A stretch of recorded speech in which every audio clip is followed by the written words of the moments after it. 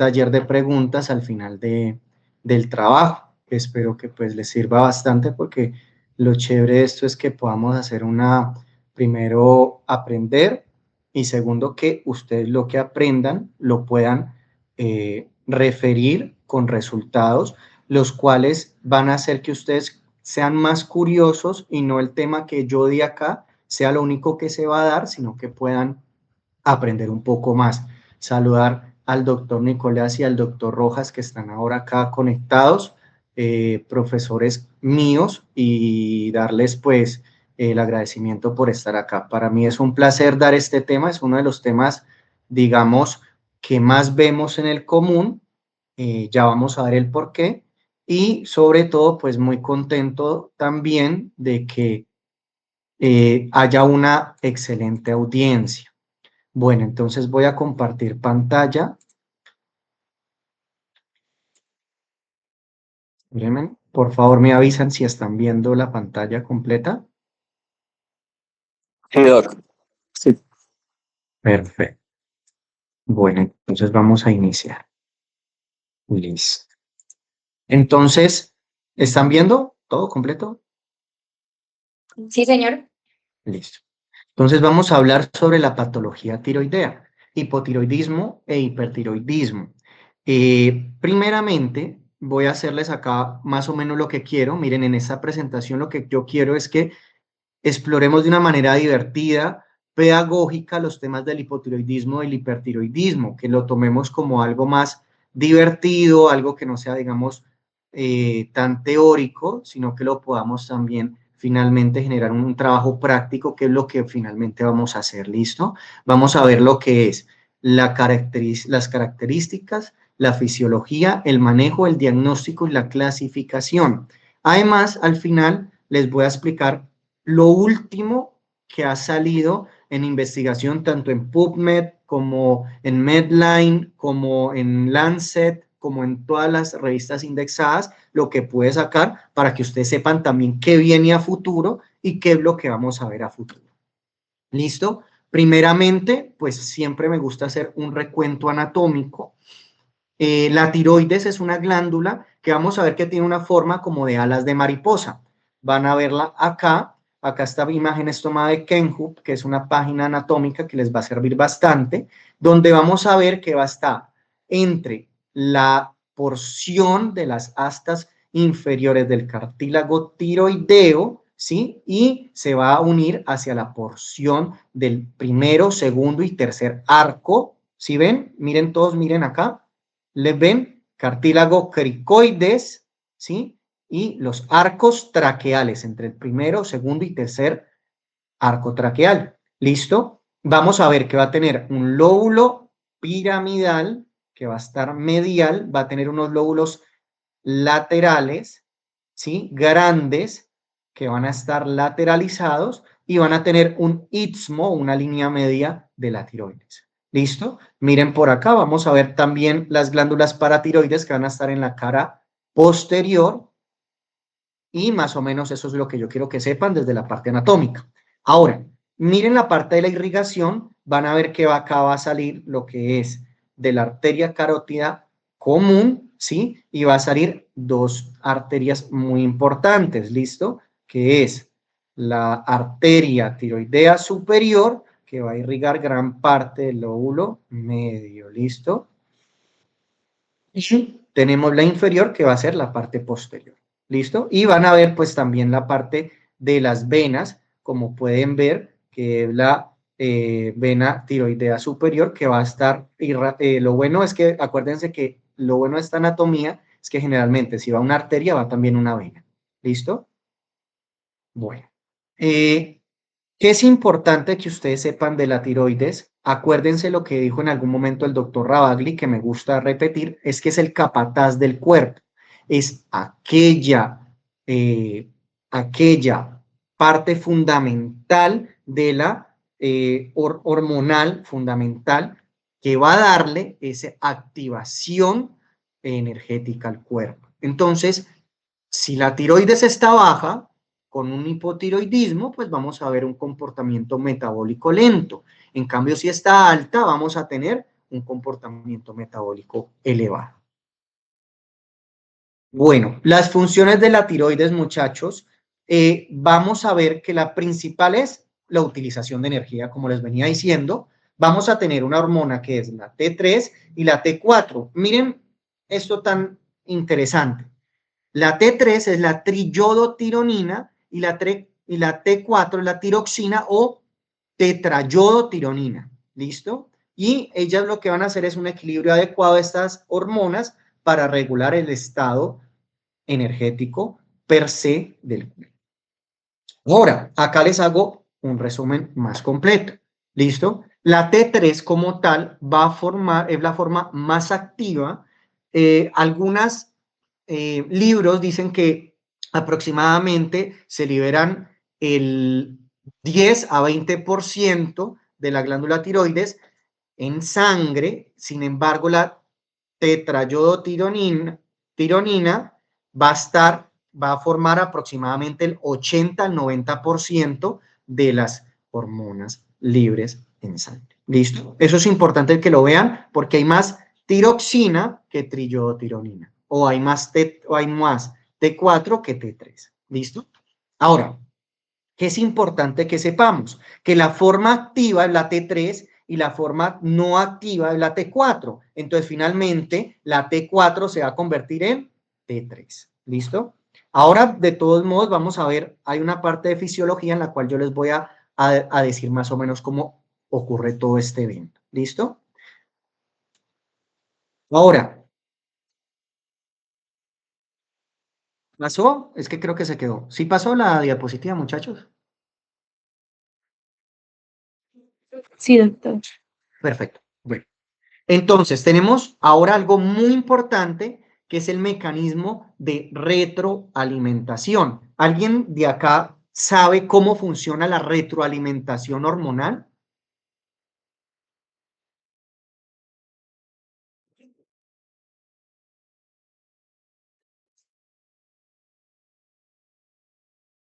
¿Alguien? ¿Alguien se anima a hablar? Venga, vamos, que esta charla es bacana porque es que todos compartamos un poco y de esa manera hacerla un poco más divertida y que todos podamos opinar. Bueno. Pues, si podemos poner de ejemplo las hormonas tiroideas, que Ah, al haber una disminución de T4, T3, pues TSH va a aumentar para tratar de, a su vez, producir más T3 o T4, pero como vamos a tener una falla directamente en la glándula, pues no se va a poder nivelar. bueno, sí, y tú sabes cómo ocurre todo esta parte fisiológica, o sea, cómo funciona de que haya un feedback en el cual yo sepa, se capte y se logre como complementar esto, esta retroalimentación.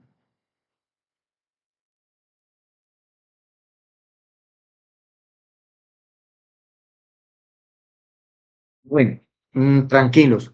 Esto es muy bacano. Miren, lo chévere de la neuroanatomía es que nosotros vamos a ver cómo se va a realizar. ¿Listo? Entonces, miren, hay una regulación jerárquica. ¿Listo? Eso quiere decir que va a haber una regulación desde el hipotálamo, que recuerden que el hipotálamo es el minicerebro del cerebro, ¿sí? Y en el hasta paraventral, en la región, en la eminencia media, vamos a ver que se va a formar la TRH, ¿listo? La TRH es el primer mensajero que llega y se va a unir a los receptores de membrana. Ahora vamos a ver a las proteínas de membrana de la hipófisis, ¿sí? En la zona adrenal de la hipófisis y va a generar que se inicie la TSH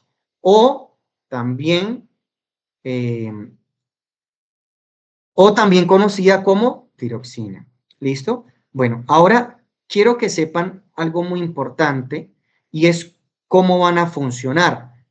¿Listo? Para eso traigo este diagrama de una excelente fisióloga española, la cual, digamos, es la que después les daré el link para que todos puedan ingresar, para que puedan ver los videos de ella. Todo lo de fisiología que ustedes necesitan, ella lo explica de la manera más sencilla. Imagínense, coloca colores vivos para que captemos mucho la atención.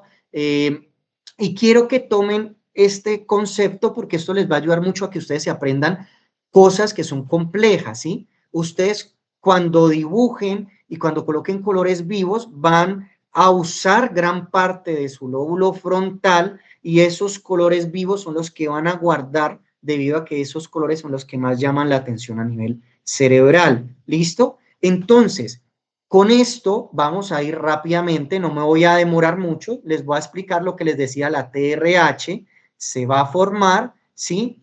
Va a generar, va a ir a la porción tirotropa de la hipófisis, ¿sí? De la adenohipófisis, y va a generar, se va a unir a unos receptores proteicos llamados receptores tipo G, los cuales van a generar la fosfolipasa C, que va a enviar los primeros mensajeros fisiológicos, que son el inositol disfosfato, que lo conocemos todos, y el diacilglicerol. ¿Listo? De ahí se van a formar, estos van a unirse y van a formar la TSH, que después va a ser evacuada por unas vacuolas, las cuales van a liberarlas, se va a evaginar y va a liberar la TSH, ¿listo? O la tirotropina, ¿listo? Es importante que sepan este proceso porque es el primer proceso, es el proceso hipotálamo-hipófisis, ¿listo? Y esa TSH va a viajar hacia la tiroides para formar T3 y T4, ¿listo? Ahora, miren las células tiroideas. ¿Alguien sabe cómo se forma una célula tiroidea? ¿Por qué está formada?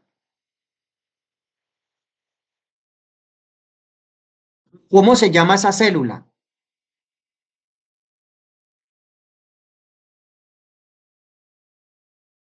Bueno, esto es muy bonito. Miren, estas células son hermosas. Son unas células con todo el perfil. Los que vieron histología van a recordar esas células tiroideas que van a estar completamente funcionales de manera en las cuales generen una forma de círculo con un coloide adentro de unas células foliculares posteriores. Y también vamos a tener unas células anexas a ellas, que son las que van a generar calcitonina, ¿listo? Que son en parte, las que regulan la parte del calcio. Bueno, ahora, en esas células foliculares, como las pueden ver ahí, vamos a aumentar el tamaño. ¿Sí ven? Imagínense que acá estamos iniciando. Vengan a ver si yo puedo colocar esto para que lo puedan el puntero láser. Listo, ahora sí. Creo que con esto es más sencillo. Ahora miren, esas células las vamos a agrandar, esas células foliculares, ¿sí ven? Y ahí es donde vamos a entender qué es lo que pasa. Ahora, ¿quién creen que es el principal electrolito que va a ingresar y que nos va a formar gran parte de las hormonas tiroideas? ¿Cómo se llama? ¿Alguien sabe?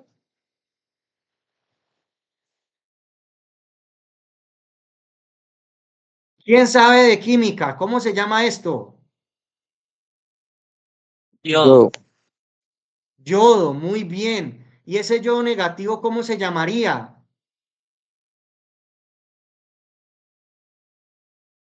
Yo, Ion de yodo. exacto, pero negativo se llamaría yoduro, ¿listo?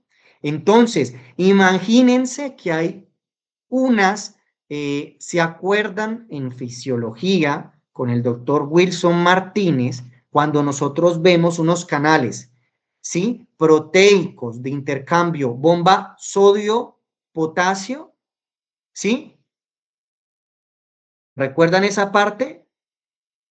Bueno, pues acá no es una bomba sodio-potasio, sino que es una bomba sodio-yodo, ¿listo? Entonces va a ingresar un yodo por dos sodios, ¿listo?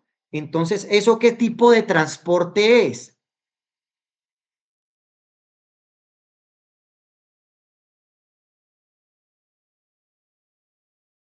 Activo. Muy bien, es un transporte activo. Estos pelados sí estudian, sí saben. Es un transporte activo porque hay que usar AMP, ¿sí? Hay que usar energía. Bueno, entonces ese transporte activo va a ingresar el yodo y ese yodo, por medio de la peroxidasa tiroidea, se va a convertir en una tiroglobulina. ¿Listo?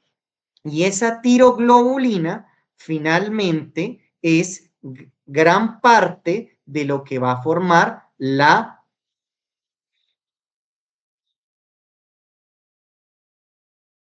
¿Listo? Y lo bueno de esa de la tiroglobulina es que dependiendo del número, acuérdense, ¿cuántas tenemos? Tenemos la triyodo T3, T4, ¿cómo se llaman?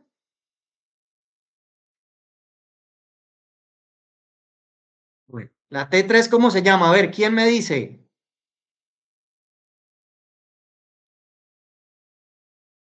Y yo Triyodo tironina. ¿Y la T4? Tiroxina. Tiroxina. Entonces se van a unir cada vez que se une una, va a aumentar y se va a ver una línea de aminoácidos, los cuales van a formar o 3 o 4 cadenas para convertirse en T3 o en T4. ¿Listo? ¿Entendido? ¿Todo el mundo entendió?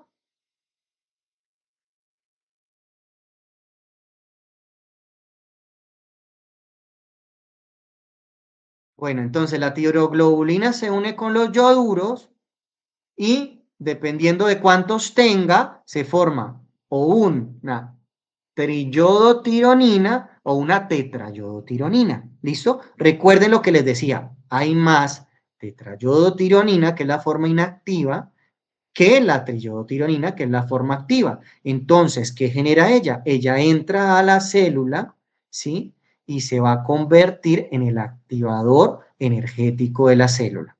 ¿Perfecto? Bueno, me encanta que no hayan preguntas. Me encanta porque cuando no hay preguntas es porque más curiosidad tienen. Pero apréndanse esto porque ahora en la actividad lo van a usar de una manera muy bacana. Entonces, necesito ahora sí que me ayuden. Si ya saben que es un activador energético, entonces vamos a iniciar. Necesito que todos me empiecen a decir qué vamos a generar entonces de los procesos metabólicos normales. Va a aumentar todo. Entonces, ¿qué va a aumentar?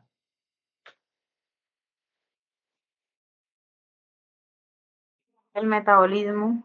El metabolismo, ¿cómo qué? A ver, vamos, díganme por acá, voy a buscar el nombre de los... Espérenme un momentico, ya ahí dejé de compartir, ¿cierto? Entonces, por acá, Anthony, dime por favor uno de los actos metabólicos los cuales aumente la TSH.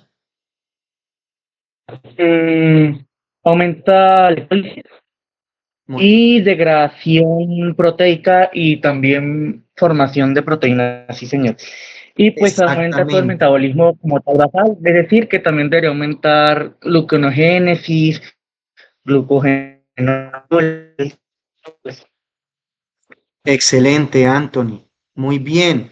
¿Y qué síntomas va a generar entonces? Por ejemplo, entonces va a generar que un aumento beta adrenérgico. ¿Eso qué quiere decir? A ver, respóndame por acá, Andrés Mauricio Lozano.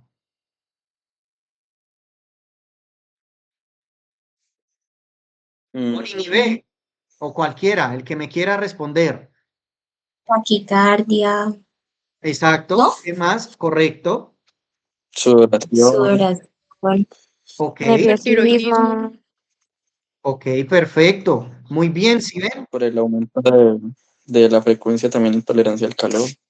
Va a aumentar exactamente, va a generar efectivamente eso. Entonces, imagínense, eso es lo que está generando. Entonces, ¿qué va a generar el hipotiroidismo? Lo contrario. Todo lo contrario. Bradicardia, ¿sí? Va a generar. Entonces, si el otro genera aumento del calor o va a generar un aumento de la temperatura corporal, el otro lo va a... Baja. disminuir, Ustedes han visto que hay mucha gente Ustedes ven que hay mucha gente que es friolenta, ¿cierto? Que dice, ay, yo puedo estar haciendo calor, pero yo duermo con cobija, porque soy muy friolento. ¿Qué puede tener? Descartar que pueda tener un hipotiroidismo. ¿Listo? Entonces, ahí es donde nace la segunda parte de la presentación, que es hablar como tal,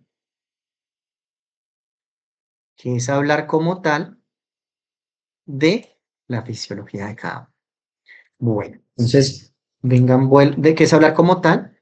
De cada una de las enfermedades. Ahora, miren la epidemiología así corto. Quiero que sepan, acá traje este cuadrito para que sepan, miren, acá tenemos una de Estados Unidos, Europa y Latinoamérica en el hipotiroidismo, ¿listo? Que dice que más o menos una prevalencia del 4.6% y en Europa está entre el 0.2 al 5.3. Ahora, miren lo que dicen, la prevalencia es más o menos normal en Estados Unidos y dice que hay una menor en afrodescendientes. Sin embargo, en Europa es mayor en mujeres mayores y en hombres mayores, ¿sí ven? O sea que aumenta con la edad en Europa el hipotiroidismo. Ahora, en Latinoamérica hay un gran porcentaje que es subclínico, o sea, tenemos que mirar qué es lo que está generando. Ahora, ¿qué pensamos que pueda estar generando eso? Un hipotiroidismo subclínico. ¿Qué creen ustedes que pueda generar un hipotiroidismo subclínico? ¿O qué creen que es un hipotiroidismo subclínico?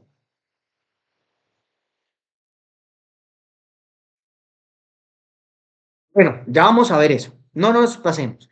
Ahora, No era como relativamente... cuando, bueno, Sigue. No, perfecto. que, o sea, que creí que era su clínico, era como cuando, o sea, tenía como los mismos síntomas, signos, pero no era, o algo Era así. cuando la T4 estaba normal, Pues me parece. está normal, ajá, y la ¿No? TSH sí está elevada. Pero la Correcto, T4 estaba normal. correcto. Muy bien. Exactamente. Ahora O vamos sea, a... Sí, sigue. no, o sea, lo que quería decir es que, pues lo que yo he entendido es que, pues el hipotiroidismo, pues también el hipertiroidismo, pues son cuando apenas está empezando el daño y el cuerpo está compensando. Y eso, si progresa, pues puede dar, por ejemplo, un hipotiroidismo subclínico, puede dar un hipotiroidismo clínico que ya va a tener síntomas claros. Bueno, ahora miren algo muy interesante. ¿Qué creen que pueda generar eso? Les voy a dar un ejemplo. ¿No creen que la falta de una dieta en yodo puede generar eso? Y por eso de pronto en Latinoamérica tenemos tanto déficit tenemos tan elevado la prevalencia de hipotiroidismo subclínico. Sí. Perfecto. Sí. Listo. Entonces, sigamos. Miren entonces. Me parece que cuando el doctor Wilson nos dio la clase digamos, de esas enfermedades tiroideas, él había mencionado que por eso como que habían unos alimentos de la canasta familiar que le ponían yodo.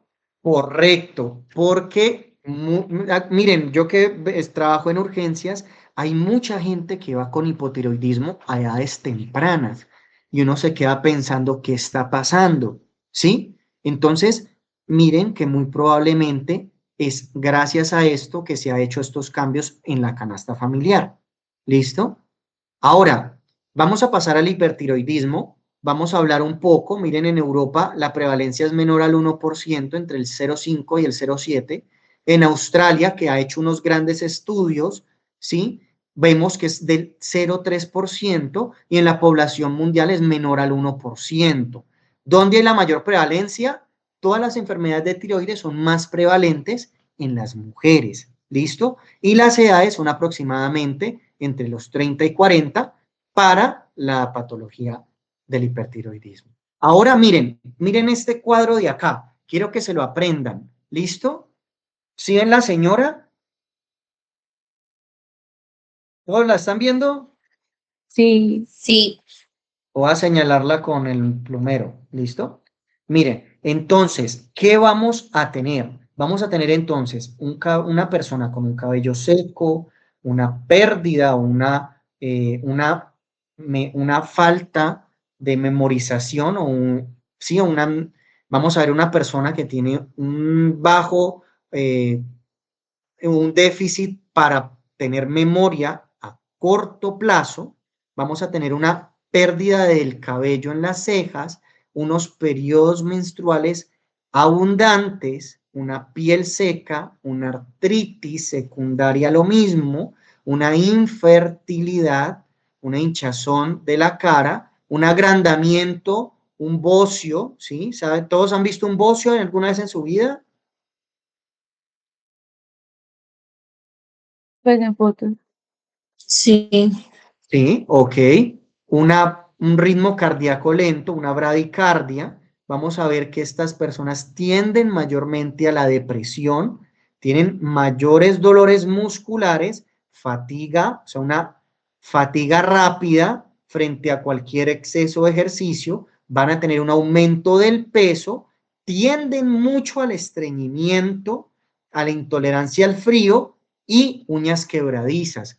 ¿Por qué piensan ustedes que todo esto puede ocurrir?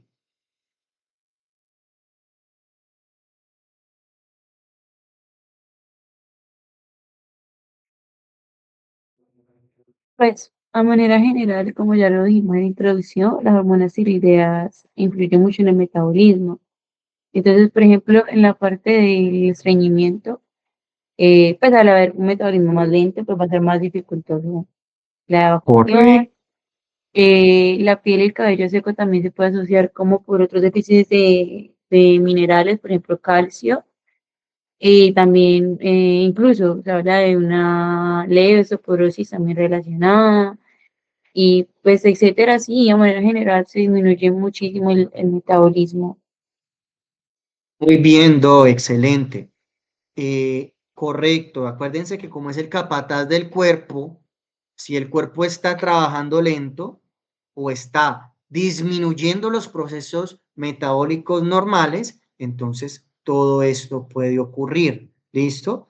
Cada uno tiene una respuesta fisiológica, la cual cuando quieran podemos hablar más a definición, pero para hacer esto más rápido, pues después les comentaré. Bueno, definición y características. El hipotiroidismo no produce suficientes hormonas. ¿Listo? Ahora, recuerden, ¿por qué es hipotiroidismo? Porque así el eje esté generando la TSH elevada, porque ve que la T3 y la T4 está disminuida. Entonces, ¿qué está pasando? La TSH la vamos a ver elevada porque está intentando seguir, porque ve que la T3 y la T4 no están funcionando. Entonces hay un problema a nivel de la tiroides para formar T3 y T4, entonces ahí hay un feedback, ¿sí ven? Entonces ahí lo que está ocurriendo es que el hipotálamo, el eje hipotálamo-hipófisis está, el eje hipotálamo-hipófisis está aumentado, pero la tiroides no está generando T3 y T4. ¿Listo? ¿Entendido? Ahora vamos a ver tres tipos. ¿Todos entendieron? ¿Alguien quiere opinar algo?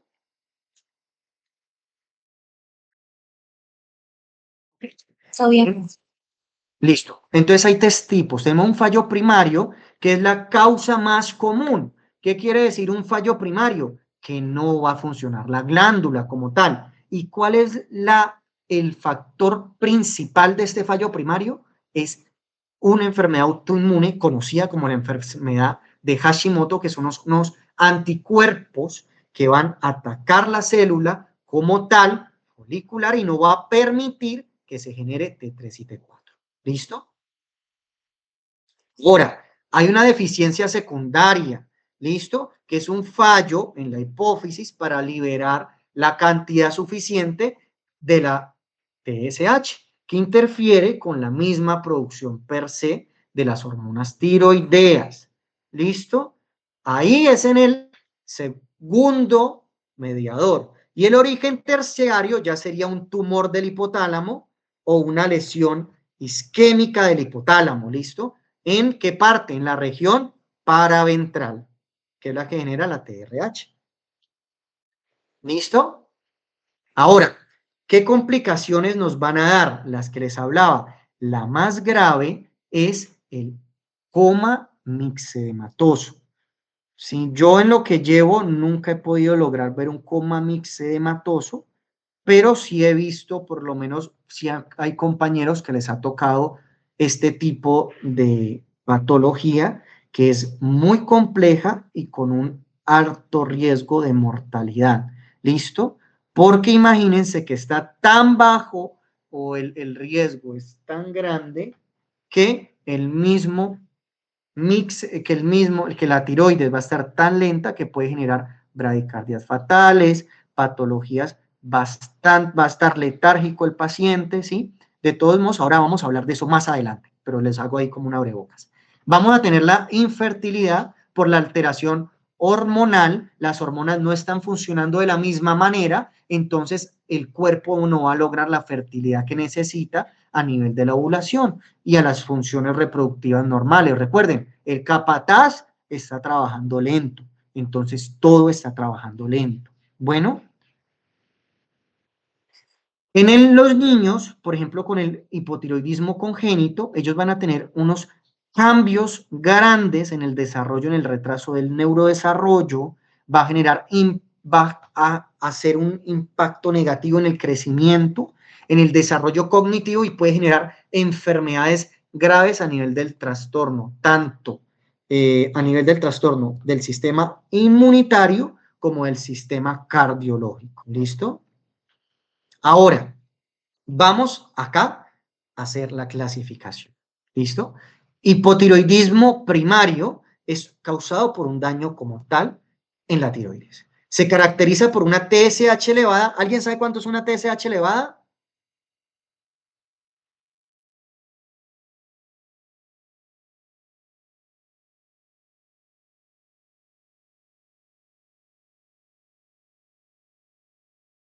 Bueno, hay unas guías que hablan hasta 4.5 y otras hablan hasta 5.5. ¿Listo? Ahora, ¿qué es importante? Que hasta cuánto uno considera que no es o que está en ese punto medio, en ese limbo, de 4.5 a 10, para que lo consideremos como un hipotiroidismo subclínico. Vengan, yo aumento el tamaño del puntero láser. Ahora sí, ¿listo? Porque miren, esa es la diferencia. Miren, por ejemplo, un hipotiroidismo secundario que es de nivel central, con un defecto en la hipófisis o el hipotálamo, en el cual vemos que la TSH está baja o normal, pero además tenemos la T4 baja. ¿Sí ven? Entonces, ahí eso nos quiere decir que no es la glándula la que está fallando, sino es el eje hipotálamo-hipófisis. Y el hipotiroidismo subclínico, vamos a ver la TSH moderadamente elevada. Miren los cortes de 4.5 a 10 con una T4 libre normal. ¿Listo? Como decía la compañera. ¿Listo? Entonces, eso sería o una parte inicial o un hipotiroidismo secundario, un déficit de yodo. ¿Listo? ¿Todo el mundo entendió?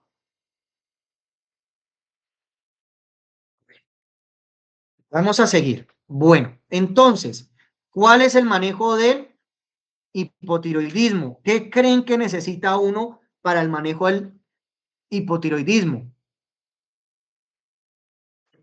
Un levotiroxina. Gasto de la Correcto. ¿Y qué es la levotiroxina?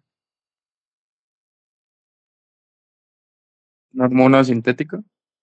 Correcto, pero ¿por qué una hormona sintética? O sea, ahí miren lo que estamos hablando del perfil fisiopatológico. La levotiroxina es la T4 que necesitamos. Entonces, ¿qué es la levotiroxina en pocas palabras? T4 sintética. T4 sintética, correcto. Ahora, la guía, ahora lo vamos a ver en el trabajo, la guía habla de cómo iniciar la TSH, ya lo vamos a ver más adelante, y miren cómo es de fácil, la farmacología. ¿Sí ven? Eso es bacano que ustedes lo vayan aprendiendo, son puntos que van a ver y que el doctor Rojas les puede dar después para que ustedes aprendan cómo el manejo se hace es colocando más T4 para que pueda funcionar y pueda volver a tener el hipotiroidismo los niveles normales que necesitamos en sangre. ¿Listo? Ahora, aquí hay que hacer un control periódico cada 6 meses, ¿listo? Dependiendo de los niveles. Y educar mucho al paciente sobre todo el medicamento y su uso, porque miren que la levotiroxina lamentablemente es un medicamento que se puede dañar muy fácilmente, ¿listo? Y hay que hacerle una estabilización por lo menos cada 6 a 8 semanas. Algunos hablan, algunas guías dicen que hasta cada 6 meses, ¿listo? Bueno, ahora, ya esto es, digamos, la primera parte. Ya vamos de pronto a aunar más un poco en el manejo y todo, y sobre todo en diagnóstico y manejo, ¿listo? Ahora, el hipertiroidismo es lo contrario. Esa glándula va a estar trabajando desde una manera rapidísima, ¿listo? Y vamos a ver lo mismo, vamos a ver un bocio, ¿sí?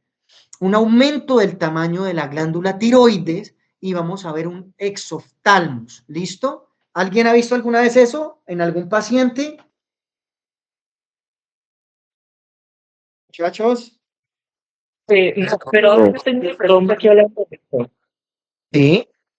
Eh, el hipertiroidismo y por ejemplo, la enfermedad de Graves, o sea, la enfermedad de Graves es el tiroidismo que es autoinmune y pues ese va a dar más dermopatías y dermatopatías como el vitíligo, bueno, etcétera. Pero también hay hipertiroidismo que no sea enfermedad de Graves, porque no sea autoinmune. Ah, listo ya. Sí, o sea, recuerden, miren, el hipertiroidismo ya lo vamos a ver, de todos modos ya voy a pasar esa parte, pero el hipertiroidismo se va a dividir en primario y secundario, ¿listo? Como el hipotiroidismo, ¿se acuerdan? Primario es de la glándula como tal el fallo, y secundario es a nivel de el eje, ¿sí? ¿Comprendido? Bueno, vamos a pasar. Primero, antes de todo, pues los síntomas, lo mismo que veníamos hablando, ya taquicardia, nerviosismo, sudoración extrema, pérdida de peso, ¿listo?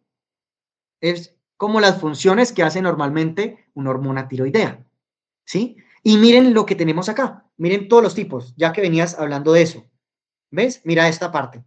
Entonces, mira lo que tenemos acá. Primero, la enfermedad de Graves-Basedow, que ya la veníamos hablando, que es un trastorno autoinmune, donde se estimula excesivamente la creación de hormona de tiroidea, ¿sí? Y es la causa principal del hipertiroidismo. Entonces, en el hipotiroidismo, ¿cuál es la causa principal?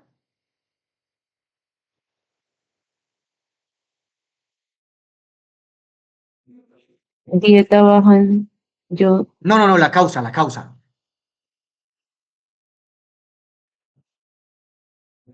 Déficit de la hormona. No, acuérdense, la causa principal es un trastorno autoinmune también que se llama enfermedad de Hashimoto. correcto.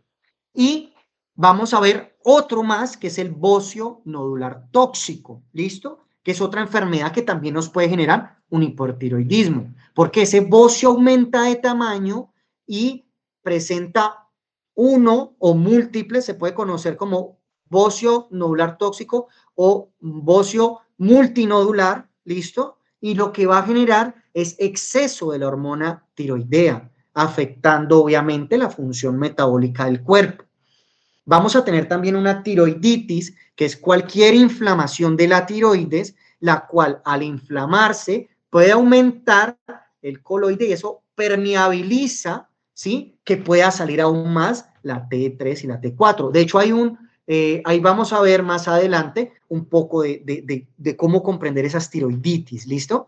Y otra cosa es gente que consume yodo en exceso, ¿listo? Hay gente, no sé si ahora está como toda este boom de los medicamentos, de las vitaminas, ¿sí? Y a veces hay gente que hace suplementos muy elevados de yodo, ¿listo? Y eso puede estimular y generar finalmente un aumento de la función tiroidea. ¿Listo? Ya saben entonces las causas del hipertiroidismo. Bueno, ya los síntomas los hablamos, ¿listo? Y vamos ahora sí a hablar un poco. Sí, correcto. ¿Qué vas a preguntar algo? Sí, o sea que si yo le doy a un paciente una dosis más alta de iodoterapia, entonces pasa a ser un hipotiroidismo. Ahora, no es que pase a ser un hipotiroidismo. A ver, volvamos a conectarnos. ¿Listo? Mira, imagínate que tú tienes un hipertiroidismo, ¿cierto? ¿Qué está pasando? Puede ser que esté comiendo mucho yodo. Ahora, si hay un déficit, va a generar lo contrario, un hipotiroidismo. ¿Listo? Entonces, no quiere decir, eso digamos que sería la última o el último pensamiento que uno debe llegar a pensar del hipertiroidismo, ¿sí? Porque acuérdense, lo que primero hay que pensar es una enfermedad más común. Ya vamos pensando después de pronto en un déficit de yodo. En hipertiroidismo sería en un aumento excesivo del consumo de yodo. ¿Listo? Pero si imagínense que dejen ustedes de comer yodo, ¿listo? Ningún alimento con yodo, entonces ese déficit de yodo se puede convertir en un hipotiroidismo, ¿listo? Ahora, pasemos un poco a lo que es el manejo. Vamos a tener unos fármacos, como lo es el metimazol o el propiltiuracilo, los cuales, en pocas palabras, van a reducir la producción de hormonas tiroideas. ¿Listo? Lo que ellos van a hacer es inhibir, ¿se acuerdan? El ingreso de la conversión de la peroxidasa tiroidea. Entonces, de esa manera va a disminuir la creación de hormonas tiroideas. ¿Correcto? Ahora, hay otra manera que es muy interesante, pero esto es más que todo cuando pensamos en un CA, en un cáncer, ¿listo? Que es la terapia con yodo radioactivo. No todo paciente se beneficia de esto, ¿listo? Que eso, claro, solamente aquellos pacientes que están muy sintomatológicos o que generan unas arritmias secundarias a su hipertiroidismo, ¿listo? Otro procedimiento es la tiroidectomía. Sigue, sí, sí. Profe, qué pena. Es que yo creo que mi compañero lo que quería decir era de la terapia con yodo radioactivo. O sea, Ya. un paciente que tiene hipertiroidismo y bueno, digamos que su causa no es por exceso o sea, digamos una dieta rica en yodo, sino que es algo ya, digamos, como más directamente como una enfermedad, o sea, no asociado a un estilo de vida. Entonces, si se le hace la terapia con yodo, entonces esa persona queda como paciente con hipotiroidismo, o sea, llegaría al otro extremo. Correcto, muy bien, excelente que hicieron esa aclaración. Es muy cierto, acuérdense lo que hace el yodo, finalmente es colapsar la tiroides, ese yodo radioactivo, y lo que finalmente va a hacer es un hipotiroidismo secundario, ¿listo? Entonces va a pasar un paciente que es hipertiroideo a convertirse en un paciente hipotiroideo, ¿listo? Muy bien, muy buena aclaración. Bueno, ahora los síntomas, por ejemplo, la taquicardia se puede manejar también con betabloqueantes, de los cuales se prefieren dos tipos de betabloqueantes. El número 1, propanolol, que lo tenemos en cualquier lado, o el atenolol. ¿Listo? Ahora, vamos a pasar a lo que es diagnóstico. ¿Alguien alguna vez le han hecho o alguien de acá ha sufrido de hipotiroidismo? Yo, ¿Listo? ¿Y qué exámenes te hicieron? ¿Te hicieron una ecografía de tiroides? sí, me hicieron esa y pues TSH, T3, T4. Perfecto. Entonces, miren, es más o menos el primer medio que uno tiene que hacer es primero mirar la TSH, la T3 y la T4. ¿Listo? Y uno también puede usar T4 libre, que es la que nosotros también tenemos que ver para ver cómo es que está actuando, que es la que se está liberando como tal. ¿Sí? Ahora, cuando vemos eso, nosotros vamos a pensar secundariamente a eso, uso de una ecografía de tiroides. La ecografía nos va a decir cómo está constituida la tiroides, como la veíamos anatómicamente. Si hay un aumento, si hay unos nódulos anexos o qué hay a nivel de esa patología tiroidea. ¿Listo? Segundo, si no funciona, hay algo que se llama captación de yodo radioactivo. ¿Listo? Que es muy importante y es causado por la enfermedad Graves-Base-Down o por los nódulos hiperfuncionantes. Y mírenlo acá, es más o menos esto lo que uno usa y generalmente se utiliza es con hipertiroidismo. ¿Listo? Ahora, importante saber, hay unos anticuerpos que vamos a utilizar cuando pensamos en una enfermedad de Hashimoto. ¿Alguien sabe cómo se llaman? Pues son los anticuerpos, ¿no? Son, Ana, ¿Cómo? son los Ana, son los antinucleares. No, esos son, digamos, miren que esos son muy bacanos porque los ANA son más que todo es para ver toda la parte de la función de no solamente, sino que si hay anticuerpos en muchas partes, por ejemplo, una artritis reumatoidea nos puede dar un ANA positivo, ¿sí? Pero los específicos son los antitiroglobulina. ¿Se acuerdan que nosotros estamos viendo ahora la antitiroglobulina, antiperoxidasa tiroidea? ¿Se acuerdan que eran como la formación fisiológica de la tiroides? Entonces, nosotros vamos a pedir esos anticuerpos como tal, ¿listo? Y ahí vamos a ver en dónde está afectando, si son anticuerpos antitiroglobulina o antiperoxidasa, ¿listo?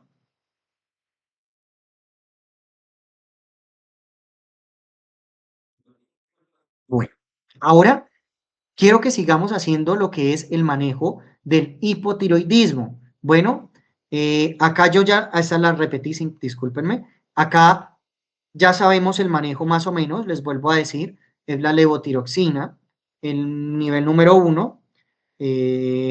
Normalmente nosotros, muchos médicos, estamos iniciando, las dosis dependen del peso. Ahora vamos a hacer la actividad y en la actividad al inicio les voy a mandar dónde están las dosis. Normalmente en adultos mayores iniciamos 25-50 y en jóvenes iniciamos de 50 en adelante.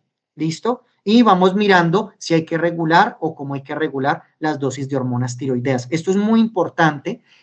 Recuerden, no es mirar cómo está el paciente y cómo se puede beneficiar. Las guías pueden hablar de peso, pero algunas veces tenemos que ser más insistentes en la fisiopatología del paciente, ¿listo? Hay pacientes tan sintomáticos que lo mejor es iniciar con unas dosis muy altas, ¿listo? Y hay otros que están con pocos síntomas, pero a eso sí podemos iniciarles dosis muy bajas.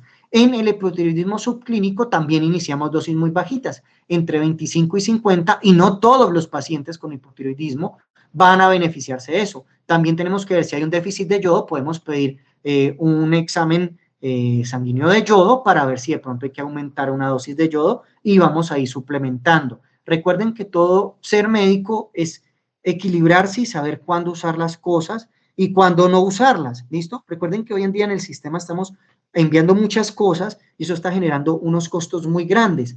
Y recuerden que mucha gente acá en Colombia tiene una salud subsidiada, ¿sí? Y esa salud subsidiada es una salud que si nosotros enviamos muchas cosas, ya sea subsidiado o no subsidiado, va a aumentar ese déficit económico que tiene el sistema. Entonces, si nosotros podemos disminuir con un examen y empezar a hacer sin tener que enviar un medicamento, sino cambiando las dietas, cambiando el método del paciente, la dieta, el ejercicio, y pudiendo evitar que se lleve a un paciente a cronificarlo o a que genere enfermedades. Antes, ese manejo primario es ese manejo el cual nos va a ahorrar costos en la atención médica. Eso es algo que quiero que ustedes se aprendan porque eso es lo que en un futuro nos va a ayudar a mejorar la salud en el país. ¿Listo? Cuéntame. Fran, y también aprovechando a los profesores, que tenía una pregunta. Eh, el paciente que tenga, bueno, niveles elevados de TSH, pero que no tenga prodromos, o sea, que no tiene síntomas evidentes de un hipotiroidismo, ¿se tiene que enviar levotiroxina o yo puedo desde ahí, partiendo desde que no tiene sintomatología tan evidente, hacer solo cambios en el estilo de vida y monitorizar? O Te voy a sí, decir lo que dice la guía. ¿Listo? La guía dice hasta 10.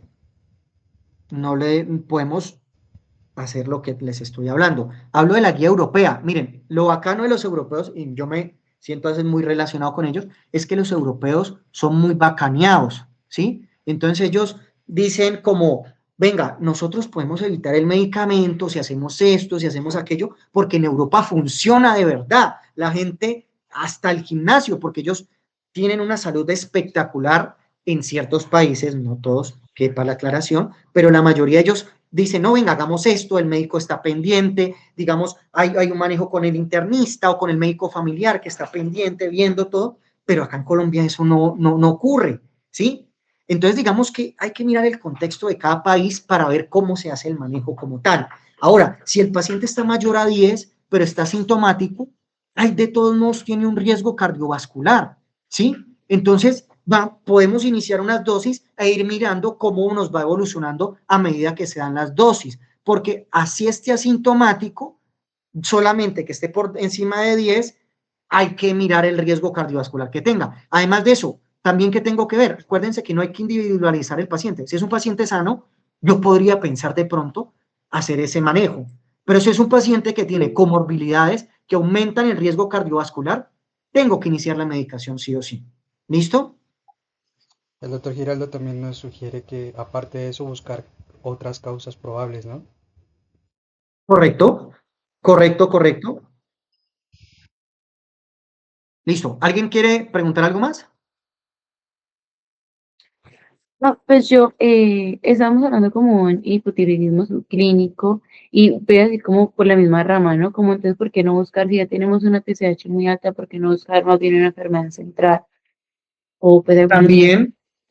Ahora, recuerden que las enfermedades centrales a nivel del hipófisis hipotálamo son muy raras, ¿sí? Como les digo, a nosotros nos encantaría, a mí me encantaría, por ejemplo, yo llegar a turno y decir, uy, imagínense que tengo un tumor a nivel de la adenohipófisis, en la porción superior de la adenohipófisis, donde queda el núcleo paraventricular, perdón, en la porción del hipotálamo a nivel superior del núcleo paraventricular, y yo digo muy probablemente, pero recuerden, ¿qué tenemos que pensar? Siempre, lo que primero tenemos que pensar es en lo más común. Sin embargo, sí es importante ver esa parte e ir evolucionando. Recuerden que nosotros somos, hagan de cuenta, como los maestros de nuestros pacientes. Nosotros somos los que vamos a encaminar una obra de arte que es la salud del paciente. Entonces, si vemos que nuestro paciente no mejora con una dieta, no mejora con, ahí podemos pensar en otro tipo de patologías. Correcto lo que dice Lado. ¿Listo? Bueno, sigamos pues. Ya pasamos esta parte. Acá les traigo un poquito de lo que es el cáncer de tiroides. Es una enfermedad cierto tipo. Vamos a dividirlo en 5 grupos, ¿listo? Vamos a ver un cáncer folicular, un cáncer papilar, anaplásico, que es muy grave. De hecho, tengo un caso de una paciente joven, mujer, embarazada con un cáncer anaplásico de tiroides. Es un caso muy triste. Ella queda embarazada a sus 20 años de edad, le detectan el cáncer. Estaba con el cáncer, estaba en un estadio 2, creo que 3, y lamentablemente pues ya decide dejar el manejo porque está en embarazo. Y lamentablemente al sexto mes de embarazo, al séptimo mes de embarazo, la paciente pierde la vida. Y el bebé lamentablemente no tampoco pudo sobrevivir. Es algo muy triste, es algo que ocurre y es algo que tenemos que estudiar. Y pues les traigo este caso porque eso es algo que, digamos, me dejó marcado en el internado.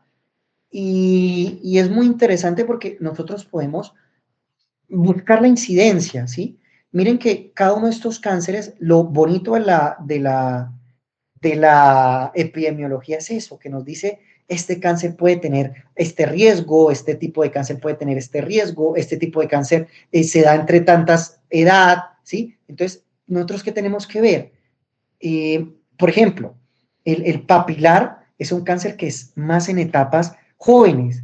Sí, el folicular es más, un poco más en etapas mayores, más maduras.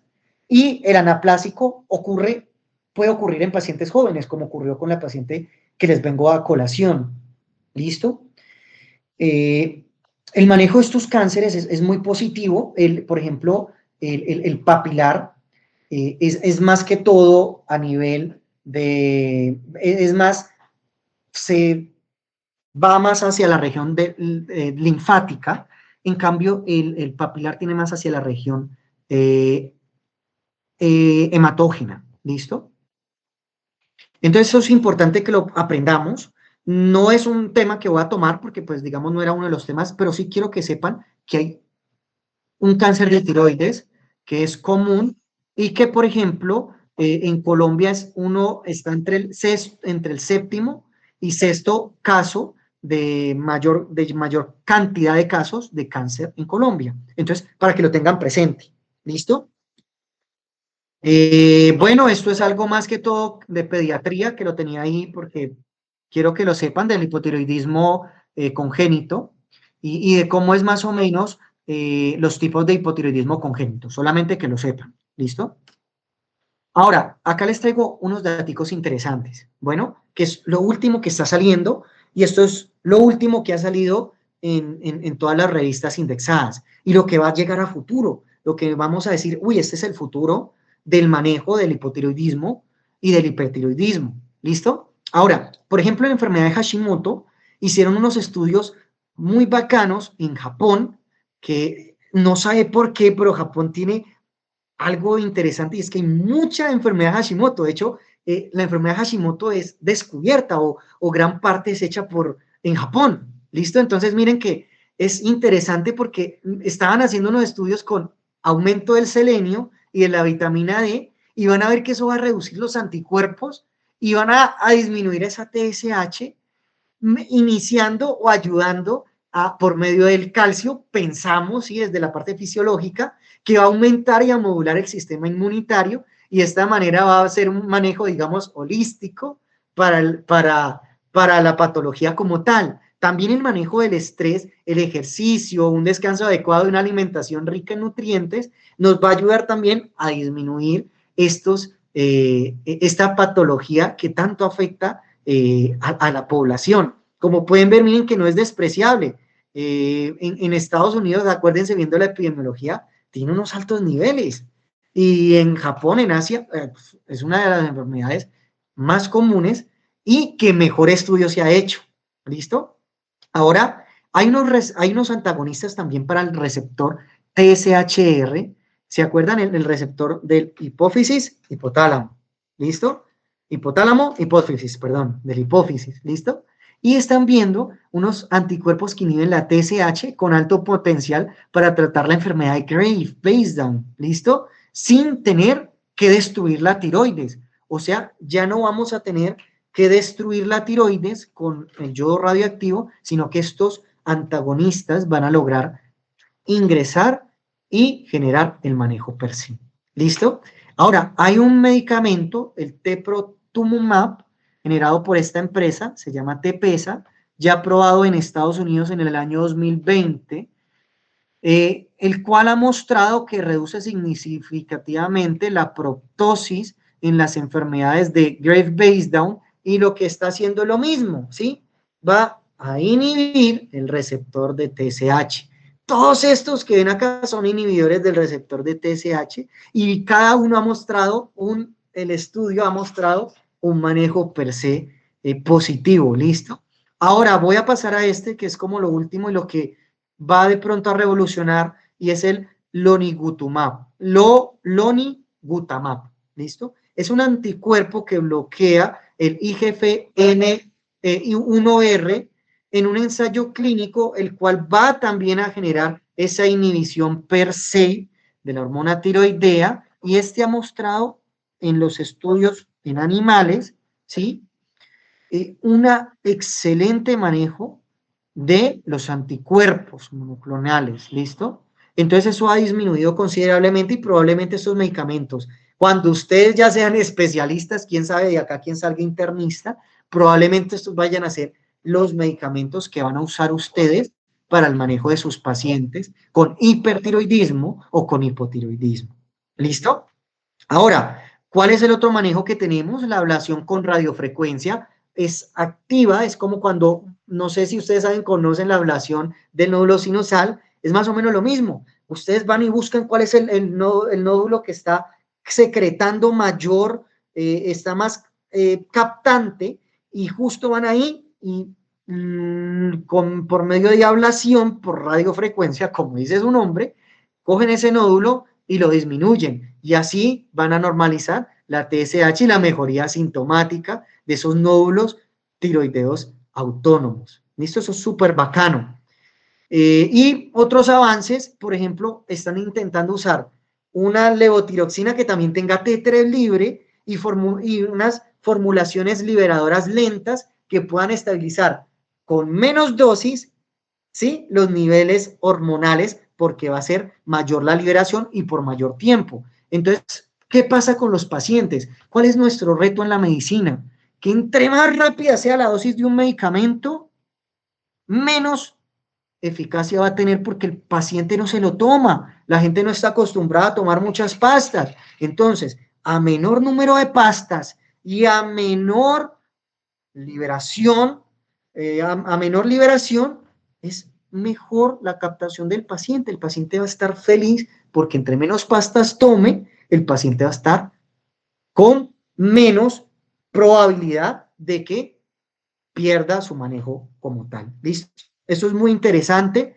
Apréndanselo, tómenle foto, que probablemente ustedes prontamente van a ser artífices de todo este proceso tan bonito que es la innovación en la ciencia. También contarles que con la IA hemos logrado que varios avances, por ejemplo, los conteos rápidos de TSH, las enfermedades autoinmunes como tal, por ejemplo, miren que en Europa a veces, ¿se acuerdan que las biopsias, por ejemplo, el backup, ¿sí? ¿Alguien ha usado unas guías o le han hecho alguna vez o ha visto un familiar que le hayan hecho una biopsia por Trucut?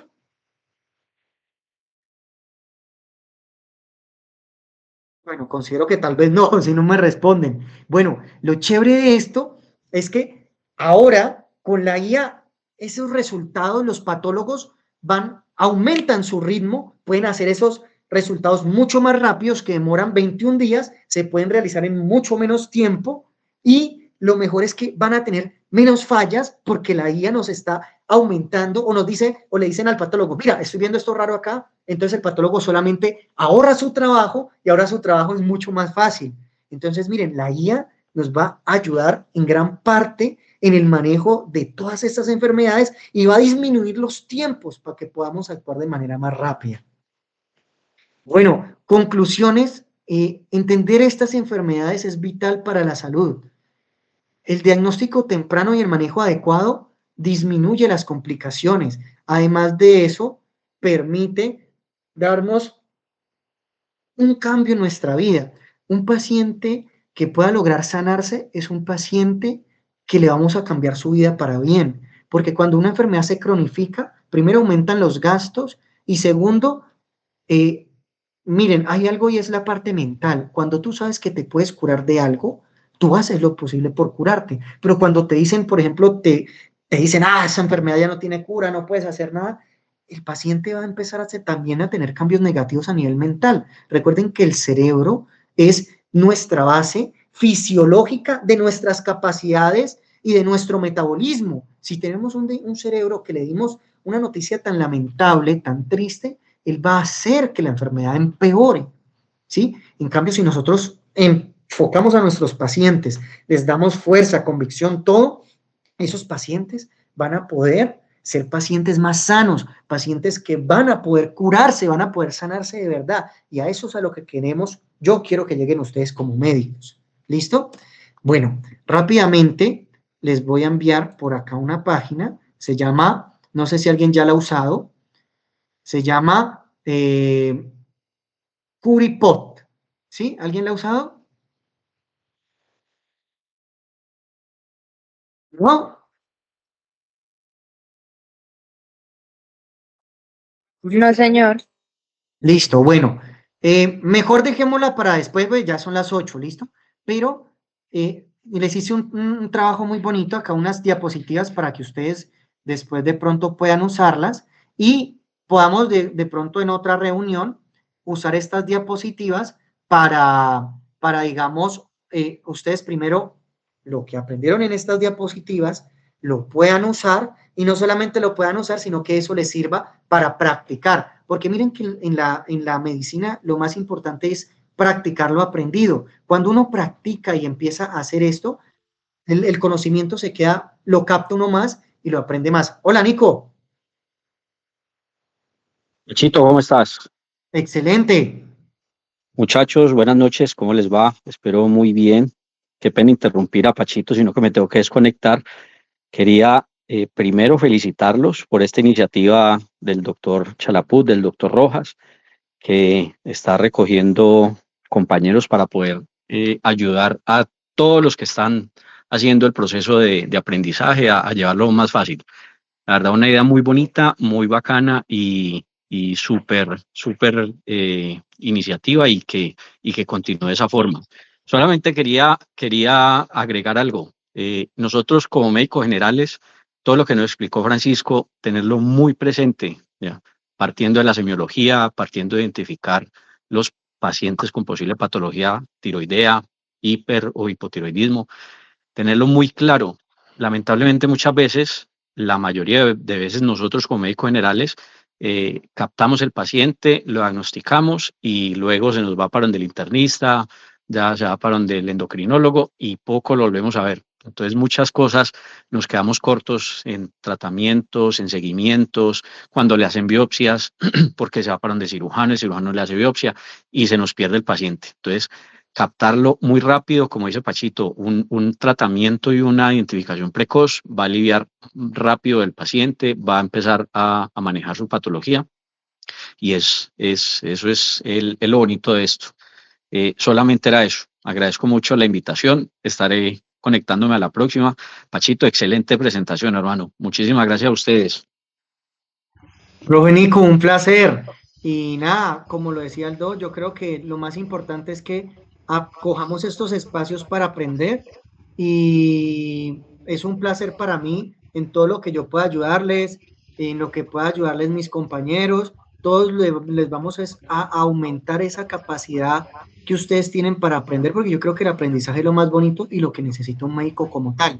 Al médico que le guste ir a esta charla, que le guste hacer esto, es al médico que de verdad va a sentir la medicina, que eso es lo que yo quiero que sientan todos los que estudian, y no solamente ustedes, sino que le incentiven a todos sus compañeros a que participen y hagan esto, porque eso es algo bonito. Aprender, enseñar, es lo bonito. Miren, la medicina no es de egos, la medicina es de aprender y ayudarnos entre todos para poder ser mejores. Totalmente, Pachito, así es. Siempre compartir los conocimientos, como nos han enseñado los maestros que hemos tenido todos, el profe Rabagli, todos ellos. Siempre compartir lo que aprendemos, lo que conozcamos, hacerlo de la mejor forma. Esa es la mejor forma de enseñar y es la mejor forma de aprender para los que lo están haciendo y que todos aprendemos día a día. Eso nunca vamos a dejar de aprender. Los dejo, muchachos. Feliz noche para todos. Felicidades. Hasta luego. Hasta luego, profe, gracias. Hasta luego, profe. Listo, no, queda solamente agradecerles a todos, al doctor Chalapud, agradecerle la invitación y lo que necesiten con todo el cariño del mundo. Estoy con muchas expectativas de todos ustedes y que lo que quieran aprender y quieran seguir aprendiendo, el aprendizaje continuo es lo más bonito que puede haber en la medicina. Muchísimas gracias, Fran. Y si nos puedes compartir, me puedes compartir a mí esas diapositivas. Claramente, ya mismo. libros. De hecho, dame unos 10, 15 minutos y te las mando ya. Listo, muchísimas gracias y esperamos pues en un futuro tenerte, ¿no? Una cosita antes de que cuelgue. Qué pena que no levante la mano. Luchito se fue ya, ¿no? No, Doc, claro, acá estoy. Bueno, Luchito, muchas gracias. Estoy de turno, entonces, ahorita que está hablando Nico, definitivamente sí los felicito. Yo siempre les digo en las clases que a veces me quedo aterrado. Es de ver de un curso de 70, 60 personas, se conectan muy pocos. Eso me da a veces tristeza. Siempre, muchas veces en los congresos ve uno las mismas personas. Son las personas que definitivamente hacen la diferencia, van a hacer la diferencia cuando sean médicos y van a ser profesionales. Excelente charla, Pachito. Yo solamente hago un apuntecito chiquito porque yo imagino que muchos ya deben estar cansados y es respecto al hipotiroidismo. Recuerden que así como ustedes deben de descartar otras causas, hay algo que de pronto yo creo que ustedes se lo han nombrado, que es el síndrome del síndrome eutiroideo enfermo, ¿sí? Ténganlo en cuenta porque ese síndrome es muy común principalmente cuando los pacientes presentan un trauma, cualquier tipo de trauma, un proceso infeccioso, cualquiera que sea, pueden alterar las hormonas tiroideas. Y a veces empezamos a hacer diagnósticos, empezamos a dar tratamientos y ni siquiera hacerles pruebas, solamente con una TSH. Entonces, Pachito nos decía, tenemos anticuerpos, tenemos ecografía, tenemos muchas cosas para tenerlo a la mano con la sospecha clínica. Vemos muchas características, estilos de vida, deficiencias de. Entonces, aunque lo que decía Nicolás es muy cierto, a veces cuando usted está en nivel 1, nivel 2 de atención, usted es el encargado de iniciar o no la suplencia hormonal a ese paciente, puesto que las citas con el internista o con el endocrinólogo son muy demoradas. Entonces, a veces usted como médico es el que tiene que saber la dosis e iniciar la terapia, porque si usted no le inicia, ese paciente usted puede tener trastornos neurocognitivos, si tiene un hipotiroidismo desencadena una fibrilación auricular, una taquiarritmia, y es culpa de nosotros que no empezamos a bloquear ejes o a hacer suplencias hormonales en el momento que la tenemos. Muchas gracias, Pachito, muchas gracias a todos, felicitos a todos los que están conectados, un abrazo y por ahí nos estamos viendo en muchas charlas. Muchas gracias. Ufe, muchas gracias, me encantó verlo yo. Bueno, Pachito, usted, un abrazo grande. Un abrazo muy grande. Me envías tus diapos, ¿vale? Tanto las de la presentación y las del manejo, te agradecería muchísimo y sabes que en cualquier momento o cualquier tema que te necesitemos, esperamos poder contar contigo. Muchísimas gracias por tu disposición, por creer en el proyecto, te deseo todo lo mejor del mundo y nada, gracias, definitivamente gracias. Los muchachos que están aquí presentes, los que estuvieron durante la charla, están muy agradecidos contigo y esperamos poder contar contigo en un futuro. Perfecto, no es con todo el cariño del mundo, muchachos, y les deseo una muy bonita noche. Descansen y estudien, muy bacano. Este tema les va a gustar mucho. Bueno, chao, chao. Chao. Gracias. Hasta luego, gracias.